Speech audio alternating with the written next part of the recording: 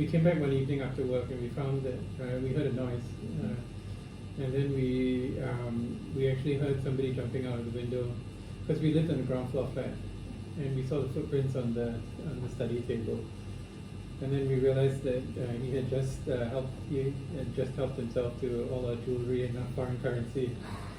So we got the neighbors and the old jaga, and we ran around the compound. But by the time we got there, he had gone. And then we called in 995, and it took a long time for the police to come. Then eventually, when they came, they just took a statement, and then that was it. My parents were very upset, obviously. Both our parents were very upset. My mom asked her to come and pray over the home, and he did. It was nice. But kind of, after a while, as we talk to more people, you realize that it's actually a lot more common than people talk about. Yeah. What was a bit disturbing was, when we went to see the police, so we gave them very detailed descriptions of the items, and we asked them, are you going to go around and check? He said no. He said, you can go yourself and go and check on the pawn shop. So that was very disappointing. Yeah.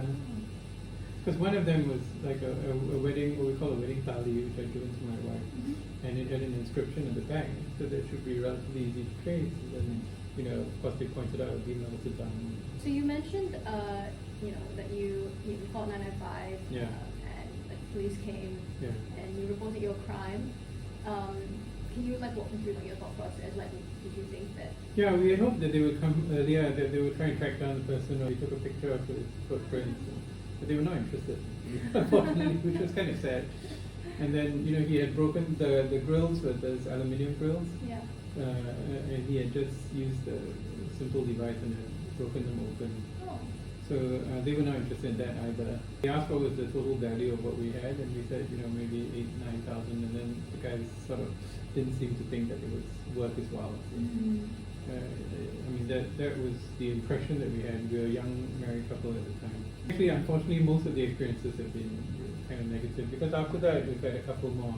Just last year, in fact, my mom had a chain that went missing. It was a gold chain that went missing, and my sister was in town. And so when she realized it, we went to the police station, and we made a police report. And my sister was convinced it was one of the nurses who was looking after her. And we don't know who the nurses are, but we work through a nursing agency. So she had informed the agency, and she gave the police the contact of the nursing agency. And she showed footage. The police said, oh, there's no CCTV, we can't do anything about it. And she said, so are you going to call up the agency? And he kind of looked at us and said, well, this is more for your insurance purposes.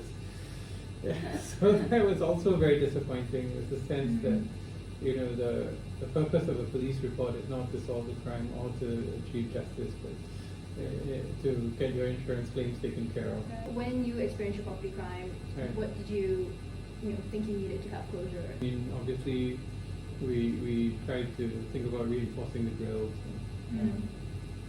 and just keeping things. We bought a safe. Right. We never used it. It was just so hard to use. Yeah. And but basically, essentially, just not trying to replace the stuff. I mean, one of the items that was lost was a watch that my father-in-law had given to me at our wedding, and he wanted to get another one. I said no. I mean, there's no point. So do you think that this, would have been beneficial to you? Would you have liked to have this option? In Singapore, the people are the victims of property crime. I mean, especially when you're talking about breaking in, to a ground floor unit, then you're talking about somebody who's obviously more affluent than the person who's done the breaking in. So it's impossible, I think, for the two to understand each other easily. If you're talking about white-collar crime, that's a different story. The white-collar crime, where you try and restore the money to the no person you have scammed, and you restore it rather than just putting it back in, but you do it in a creative and a thoughtful way.